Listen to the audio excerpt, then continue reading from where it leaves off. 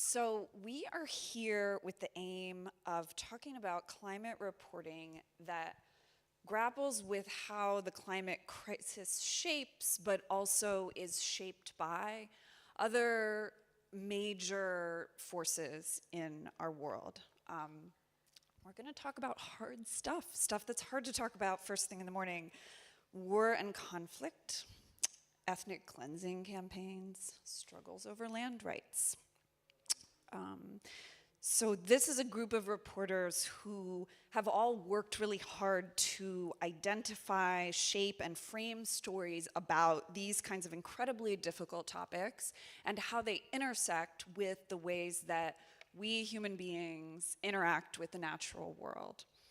And we're interacting with the natural world all the time, even when we might not think about it. So just to give some very brief introductions, joining us on video at a very unfair hour of, I think, 3:30 in the morning is Aza El-Masri. Aza is a co-founder of Pax Memoria and a doctoral student at UT Austin. Over here we have Nithin Koka, who is a Japan-based independent journalist who focuses on climate, human rights, and supply chains. And then here is Isabel Cockrell, a Rome-based senior reporter at Coda Story. And my name is Ellery Biddle, and I'm an editorial and policy lead at Medan.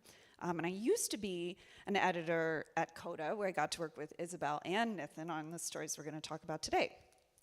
And actually, Isabel, I was thinking about what you guys were talking about yesterday and the fact that tech is kind of everywhere. It is, maybe it shouldn't so much be a beat as it should just be part of what we think about in all the stories we tell.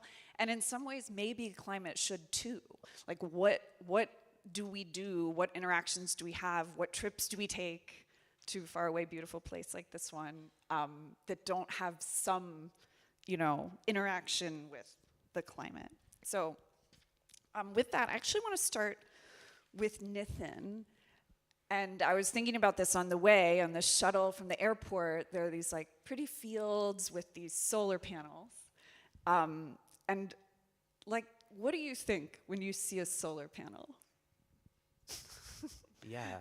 I mean, I want to hear, I want you to tell us about your story, but I think that ever since we worked on that piece, what I think about when I look at a solar panel and think about how it was made is different and complex. Mm-hmm. Yeah. So I think one thing I can never see a solar panel and just see, oh, great, it's clean energy. The first thing I think about is, 80% of solar panels are made in China, so it's very likely that solar panel came from China, especially if it's in Europe, very, very likely, because Europe has almost no solar manufacturing anymore because European companies have been unable to compete with the low price of Chinese solar. Then the question is, is there a link to Xinjiang? Because according to what I've found, 45% of the solar-grade polysilicon, a necessary component in solar panels, photovoltaic solar panels, also is coming from Xinjiang. And for people not familiar, Xinjiang, the far western region of China, is the homeland of the Uyghurs and has been subject where there's been widely documented crimes against humanity going on since at least 2017, reported by Isabel and many others. And there's been clear evidence and links that this region that's very, very far away and kind of out of most people's minds is actually the center of global solar panel production and other clean tech such as clean energy and, other clean energies such as wind power. So there's always costs to any energy transition. We're moving, there's a shift away from fossil fuels, but the cost to people living in that region is really, really high. And a lot of times when I see reporting about solar panels, the expansion of solar in Europe, the US, or Japan, I find that vast majority of reporting, probably the 90 to 95% of what I see, doesn't mention the potential links to forced labor, doesn't mention human rights abuses in Xinjiang, doesn't mention the land abuses, the colonialism, the precarity of the people there. And to me, that seems like bad journalism because these are critical parts of why Chinese solar has achieved this dominance around the world and also why it's cheaper than solar produced in Japan or Europe or the United States. And without understanding that, we're not really telling the true story about the energy transition. And so what kind of, I mean, you went ahead and took a swipe at journalism about solar, but I guess I'm kind of curious, what kinds of choices do you make? I mean, do you worry about people coming away with a story that basically tells them that solar is bad? Yeah, I think as journalists, we should always avoid binaries, saying something is good or saying something is bad. That's not good journalism. So the role of journalism isn't to tell people that solar is a good thing or that solar is a bad thing. Is to tell, like, these are the complex stories that are underpinning the energy transition around the world. And that we have to make choices about, what is the cost to people, what is the cost to labor, what is the cost to the environment and climate when we're making these expansions. And there are ways to make solar more just. There are ways to ensure supply chains are more ethical or that production is done in a more fair way. And we can maybe push and make aware that these choices are there. So solar doesn't have to be linked to forced labor. It can be produced in an ethical way. Also, clean energy can be beneficial to people and the planet at the same time. And how that's done is, I think, the role of journalists and kind of exploring those complicated, messy, challenging questions. Yeah, so we're not, right, and we're not here to fix the problem. We're here to report on it and to sort of dig in to that complexity. So speaking about complexity and contradictions, and we find contradictions within industry, within environmental sort of advocacy, and you wrote about this too, that I remember there were a number of sort of major climate advocacy groups that would not speak about this issue to you. But Isabel, I wonder if we could turn to you and ask about your story on Sweden, where I think contradiction was kind of it was right at the center of trying to figure out how to wield this big story in which the thing that sort of always rings in my mind when I think back on it is that there's sort of no heroes and no villains. So give us the picture, and then. Is this? Yeah, this working. So this was this epic story that Ellery and I worked on together, and she was very patient with me throughout the reporting process. And it kind of started with this. I've always had a fascination with the Arctic, and I've dragged this photographer who I work with quite frequently, Frankie, I've dragged her to the Arctic several times now, and she really doesn't like the cold, but that I was so fascinated by this part of northern Sweden, which is kind of seen as at the forefront of Europe's green transition ambitions. It's this vast wilderness, although the Sami Indigenous people don't like that word, but it's this amazing kind of area of primeval forest and incredible biodiversity, bears and wolves and just sort of pristine landscapes, really. But it's also historically been a huge iron mining area.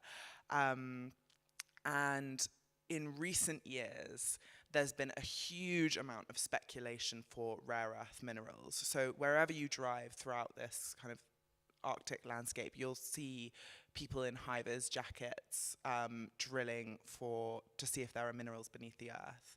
And these people are kind of source of dread, really, for the Sami people who see this land as potentially in future years being parceled up to these kind of green transition projects, which are really, really key for Europe to be able to keep up, even start to attempt to keep up with China. China at the moment is, the best in the world and sort of unrivaled, as far as I know, in terms of processing, mining rare earth minerals. They're the only people that can do it profitably. And there's a reason for that as well, because as from Nithin's reporting, as we know, and also from my work, I've also worked on a lot on Xinjiang issues. I've seen the videos, and I've seen the videos of people literally being shipped off en masse to work in these factories and in these refineries. So Sweden wants to be the clean Swedish version of that, and we went down into the Swedish mine where they're currently doing these. They're kind of doing sort of they call it green steel, so it's a more green mining process that won't use fossil fuels and that will also seek to mine these rare earths profitably and cleanly, using very well-paid labor with, they had 1 week off, 1 week on. I mean, we met someone from the Congo who had been grown up, as a child, seeing people, child workers, child soldiers being forced to work, people's villages being burnt down to make way for more mining. I mean, he was in heaven working in this place where he had, a week off every week. It was amazing. But at the same time, there are these indigenous groups who have lived on this land for millennia and who know how to take care of the land and who have this, who herd reindeer and who have a very, strong connection, symbiotic relationship with the land, and who don't want to see their home being torn apart in the name of the green transition. And as a result of some of their activism, and they've been very, very clear, and they've done a huge amount of protesting and direct action to kind of try to stop all of this speculation. They have been cast as the villains in this story by some of these mining companies and even by the government at times. And so they're in the Sami indigenous people are in this bizarre position where they're being kind of painted as climate deniers. So that was one of the strangest things that kind of I came across, was these people who've always understood about nature, always understood about how to take care of the earth, and now being cast as against progress. And it was incredibly upsetting for them, speaking to them, to find themselves in this position. As far as they see it, they believe that this is not a green transition, but more of the same, more exploitation, more colonialism, more kind of just greed for our natural resources without an end in sight. And then, I mean, so there was this one character that I found so compelling, Henrik Blind, who's the mayor of, I think the town was called Jokkmokk. Is that right? Jokkmokk. Yeah, and you had this great interview with him, but when you two met beside this lake, and he drove up in a Tesla, and the meaning of the Tesla, by the way, the story ran in end of 23. It was, so yeah. It was actually as the Tesla strikes were happening in Sweden, which was quite interesting. But it wasn't quite as right. sort of severe as it feels today. Yeah. But yeah, there was a really important sort of contained complexity just in this one person that I think brought a lot to the story. And if you could just tell us a little bit about him. Right, so obviously, rare earth minerals, these metals, are incredibly important in the green transition. Not only things like we need them for wind turbines, we also need them for our phones. So tech, we need it for tech as well. We need it for solar panels, and we also need it for electric car batteries and electric car engines as well. There are these specific precious metals that we need for the engines of electric cars, electric bikes, electric trains, electric planes if we ever have them. These we'll need these metals, and so we were talking so much about how basically he has been fighting for years to protect this one particular area in Jokkmokk, which a British mining company has been speculating on, and he's horrified by the idea that this. I mean, he took me to the place. It's this incredible river which has a huge amount of cultural significance for the Sami people, and it's going to be ripped apart, and it's for these metals, and yet he's driving a Tesla. But of course, we talked about that a lot. Of course, this is the complexity for all of us. We all have phones in our pockets. Are we supposed to throw away our phones? We all, it's still better to drive an electric car than it is to drive a diesel car. It's not like but then it's interesting because those choices are also thrown back in the indigenous people's faces. So when I was down in the mine, I asked this mining executive about it, why are you letting the Sami people what those people who have done the most to save our planet and the least to hurt the climate and to hurt the earth, and have always known how to live in a sustainable way, why did they have to sacrifice their land, their way of life, in order for us to continue? And the mining executive's answer to this was, well, they drive electric cars too. They use electric snow scooters to herd their reindeer. They even ride bicycles. We get those metals from the mine. They're a part of the society too, and they also have a hand in the climate crisis. So you see these kind of narratives being thrown back in people's faces, this complexity that we all live in the world and we all participate in this, and so therefore we're all responsible, even the indigenous people who allegedly created this crisis. Wait, they literally said they ride bicycles? Like regular bikes? Right. Oh, man. Well, yeah, when you ride your bike, that's from metals in the mine. Did you never think of that? Never thought of that. So I want to bring Asa in, and we're gonna I think one of the things that you could struggle with in any of these stories is scale. The scale of the challenge of figuring out how to bring more solar into the world that in a way that isn't at the expense of the human rights of anyone or the land of anyone. That's really challenging. The question of Europe's green transition, is there some balanced and more fair way to get there? And in the meantime, what kind of reporting can you do to just grapple and wrestle with the complexities that are really there? Aza, tell us about your investigation. And I guess, actually, wait, I'm gonna look up at you like this. The scale and magnitude of the civil conflict and the environmental crisis in Sudan is really difficult to wrap one's head around. And I found the approach that you took really interesting because you all went ahead and said, sorry, we're gonna go ahead and get into the data. Too bad if you don't like it.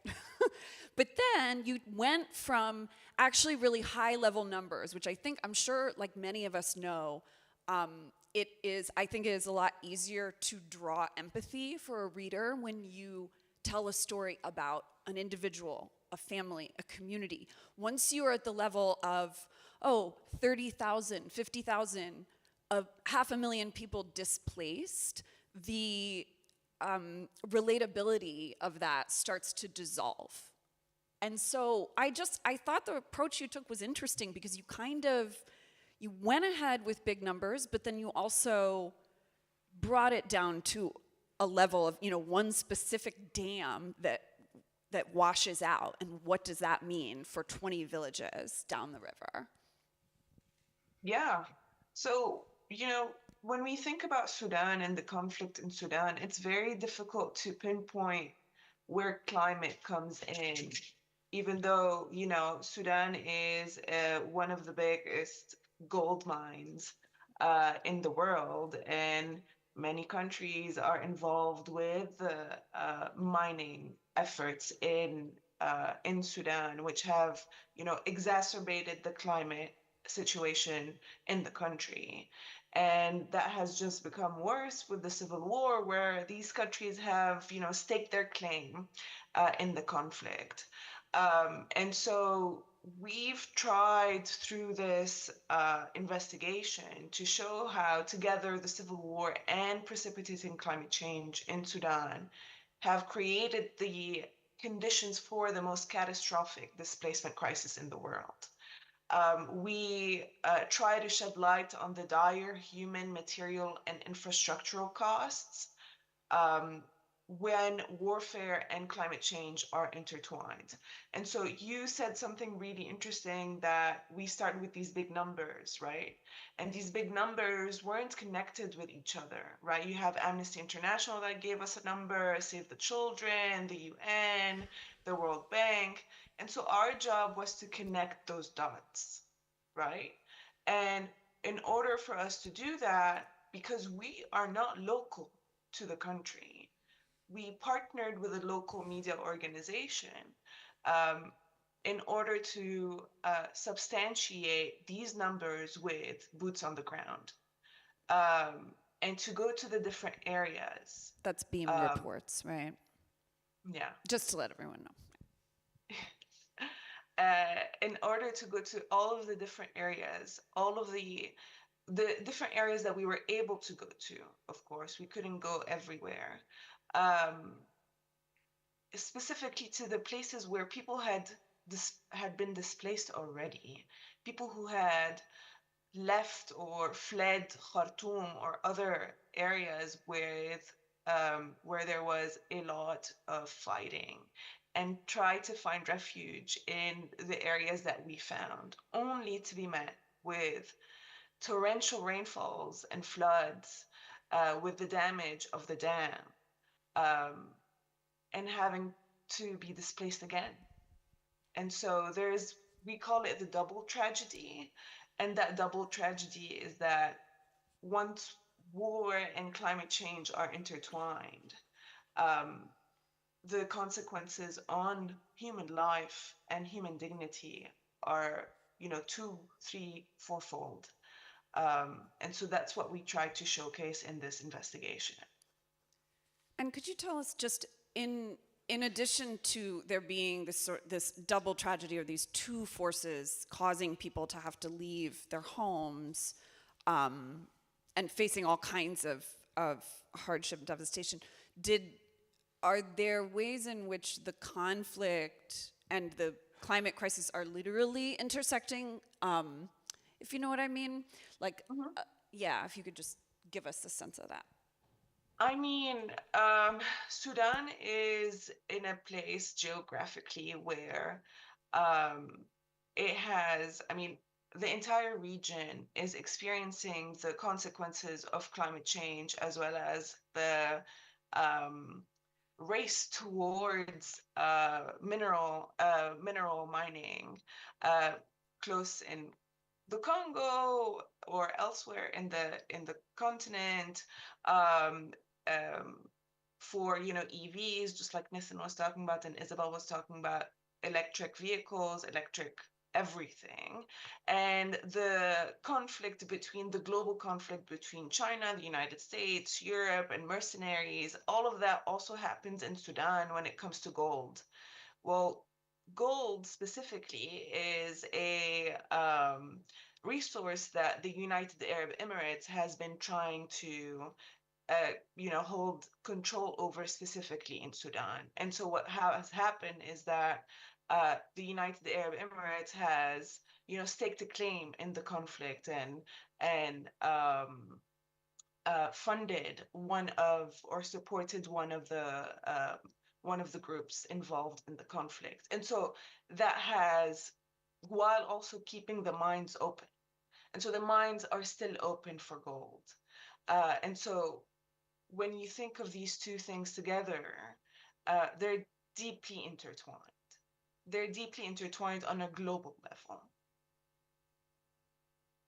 So speaking about scale, I kind of want to, I think just for either of you, just talk to us a little bit about how do you help a reader sort of get to a place where they can kind of connect with the story, and because of the sort of magnitude of the scale of the issues that we're talking about, that can be a challenge. And I'm kind of curious about different approaches that you have taken in reporting these stories or others. Yeah, I mean, I only started doing climate reporting in the last couple of years with you, really, as my editor. I mean, and also, this isn't really answering your question, but I was thinking about it yesterday, how like there was a moment before the Trump administration and after the pandemic where like climate reporting and climate was an issue that people were thinking and talking about, and then that moment is gone, and we need to bring it back and think about how actually all of the issues that we're facing right now, everything has to do with climate. It's not just an issue that comes up when things are a little quieter or when Trump's not in power, So I don't know. I just want to say that climate is still an issue. It's still cool to report on climate. Anyway, That's not at all answering your question. um, okay, I do have an answer to your question if it would help. Go ahead with Nathan. Yeah. So I guess one story I did recently. So I think July of last year, the world's largest solar power plant opened in China, in Xinjiang, near Urumqi. 3.5 gigawatts. So that's enough electricity to power Luxembourg. And every story I saw about that was saying like this is an amazing project, super positive. It's going to reduce coal consumption by 1.9 million tons. It's reduced CO2 emissions yearly by 6 million tons. So these are huge, great sounding numbers. But it's located near Urumqi, near the capital of Xinjiang. It's located on land that was probably seized from ethnic Uyghurs. It's probably linked to forced labor of Uyghurs as well. It's linked to the same supply chains that are problematic. So I did a piece looking at like how this is in some way kind of greenwashing genocide, because this obviously positive sounding project that has these great numbers is also helping a country like, avoid attention for human rights crimes, and that's problematic. And the second thing is it's not an accident where it's located. Where else are you going to find humongous amounts of land to do projects? Oftentimes it's indigenous land. It's northern Sweden. It's in western United States, in the deserts, lands that's controlled as like homeland to indigenous people. And in China, it's in Tibet, it's in Xinjiang, it's in Inner Mongolia. And I looked up, and the other mega solar projects being planned are in Inner Mongolia and Tibet, and they're also on similar areas. So sometimes bigger is worse, like when it comes to this, because distributed solar, rooftop solar, these other ways of like making energy more distributed, democratic, may be better than building a gigantic solar plant, because a gigantic solar plant has a lot of investment. It's a state-driven project. It's top-down. It has a lot of problems. Even though the numbers sound great, maybe we need to like not think about the numbers and understand like the energy transition has to be done in a different way, and it's not just about making bigger, massive projects.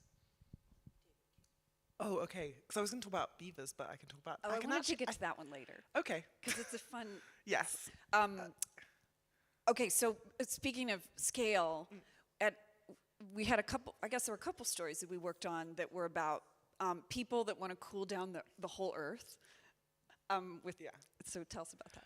Right. Yeah. So I don't know, there's this idea of the techno fix, right? And actually, when I was in Silicon Valley recently, it's so prevalent that climate is not an issue in Silicon Valley because we will fix it with tech. We don't quite know how yet. Maybe geoengineering, maybe some other form of tech, but tech will solve the climate according to the tech bros. So we don't need to worry about it now.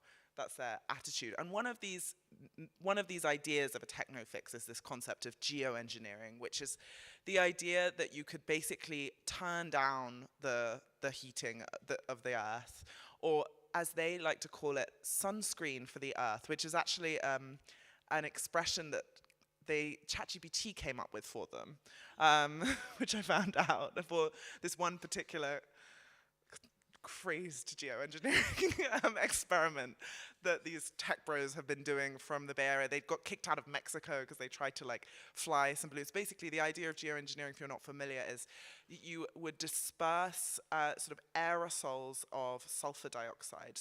And they would act like tiny, tiny mirrors in the atmosphere and basically bounce the sun's rays back into deep space.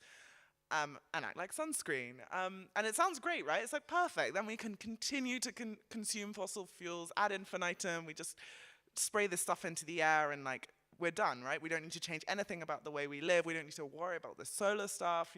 We don't need to do anything. We can continue consuming. We can continue growing forever. So it sounds great on paper, but obviously there's massive implications. And the problem with geoengineering is you can't model it really. There's no like test Earth that you could do it on first to see if it works, and there's no kind of side effects. You would have to actually roll it out in order to see what would happen, and then it's too late because there's only one Earth. And one of the things that potentially it could lead to is, as you might be able to imagine, I think, insane disruption of weather systems, drought. I mean, you just don't necessarily want to mess with the atmosphere. And I was really interested in this, because actually there was a link to this Swedish project. Not only was there all this mining speculation happening, huge amount of wind farms going up, but also there was a geoengineering experiment, probably the world's leading geoengineering experiment, which was done by a group of scientists at Harvard. And they basically wanted to go use the space station that is up near this town called Kiruna, and basically fly a balloon and scatter a very small amount of these particles up into the upper atmosphere above Kiruna. And they were really excited about it, and it actually got shut down by a coalition of indigenous groups all over the world, who have tried to impose actually a moratorium on any geoengineering science experimentation, even modeling. They don't even want people to investigate it, because they say that the consequences could be so dire for all of humanity. And I did interview the leading scientist on this project, and I've actually never been sworn at before by a scientist, but he did start swearing at me when I started asking him about potentially the implications of rolling out this technology on human extinction, or on humanity, on the future of humanity, and he didn't like the questions. So, But it actually, for just in terms of thinking about how to report on it, I mean, it was, I think what we used from the interview in that story did not include the word fuck. no. But it was, again, sort of, you can capture so much about a problem, an idea about a solution, but also a way of thinking in a character. And it's just, it's occurring to me now, like this way, the idea of the techno fix, like, that there are these just absurdly powerful men who have the geoengineering kind of thinking is something that Sam Altman of OpenAI has talked about. I'm sure plenty of the other people in Silicon Valley are very interested in it too, and it has this sort of, I don't know if it feels like a type of colonialism, but very modern, a kind of futuristic one. And it actually, the kind of language and thinking that we're hearing in the US now from the Trump administration, but also the big tech companies about Gaza, about, we'll just clear the idea of being able to make a people and a piece of land just, the terra nullius, right? I don't know, Azza, if you just want to weigh in on that. Isabel, when you were talking about, the techno fix, all I kept thinking of is Snowpiercer, right? Because that's the idea. I don't know if you've ever watched the show or the movie, but it's this idea, it's based on this sci-fi notion that, climate change precipitated so much that scientists, backed by billionaires, sort of shoot this, particle in the air and freezes the world. And so this is something that keeps coming up when we think about this techno fix. It's always based on this like sci-fi notion of the future, and the buying in of these billionaires in sci-fi stories, which they read wrong, and then try them on populations in dire circumstances, like in Gaza. Gaza is a big, big trial field for high tech, with huge implications for the entire world. You could see a lot of the tech that's used in Gaza in terms of surveillance and the integration of AI systems in surveillance and warfare used in the borderlands between Mexico and the United States today. You could also see them elsewhere, anywhere where there is a contested borderland. These are the technologies that are going to be used because they have a high success rate in Gaza, unfortunately. And so when we think about these narratives that are being built around technology, that are being built around the emancipatory, potential of technology.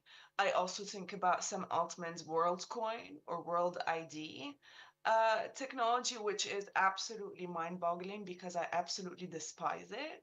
And then you were talking about colonialism. Do we have 10 minutes? I mean, uh,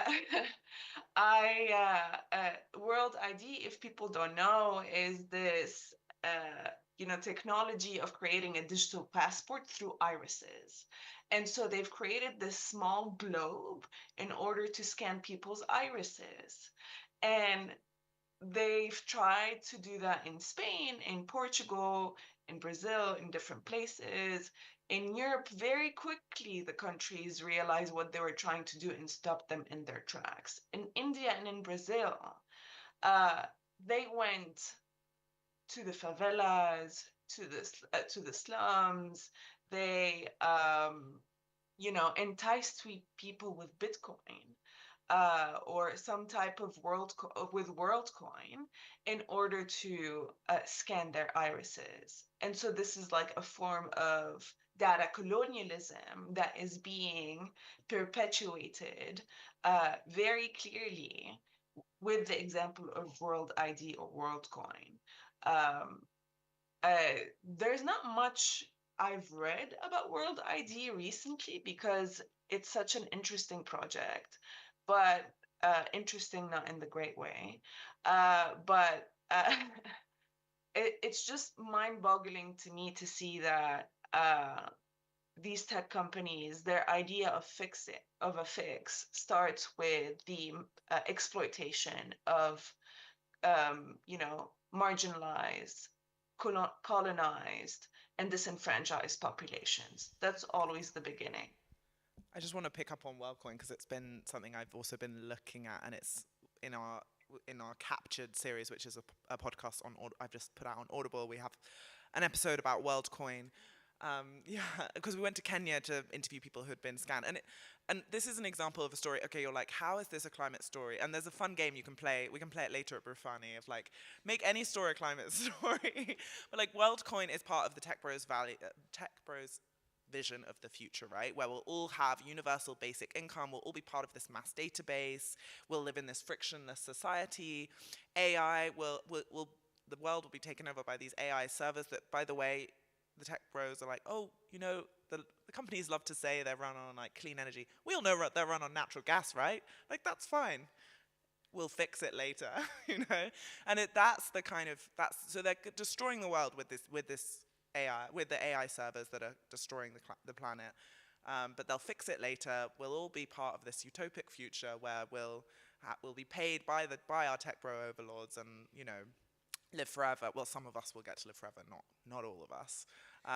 So it's like it's part of that the future of the Earth as the tech bros see it is, it's not something that they worry about in terms of the climate. It's interesting. It's terrifying.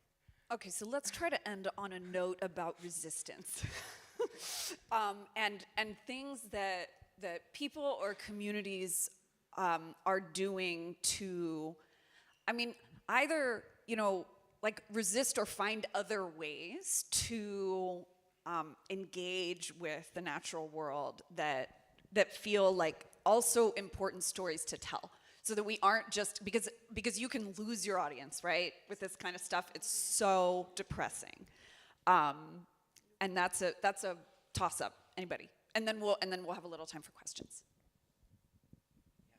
Yeah, positive stories these days. That's a hard thing, unfortunately. I think like going on a smaller scale. So at the local level, there's just like really interesting efforts in the U.S. I think in Europe and parts of India, for example, or Indonesia, to do like local energy democracy projects where people are building, democratically managed energy systems in local communities using micro hydro or solar or sometimes biomass, sustainable biomass, and kind of exploring like how can we actually scale up these types of projects. These are local-led, democratically run, so oftentimes run by women in these communities.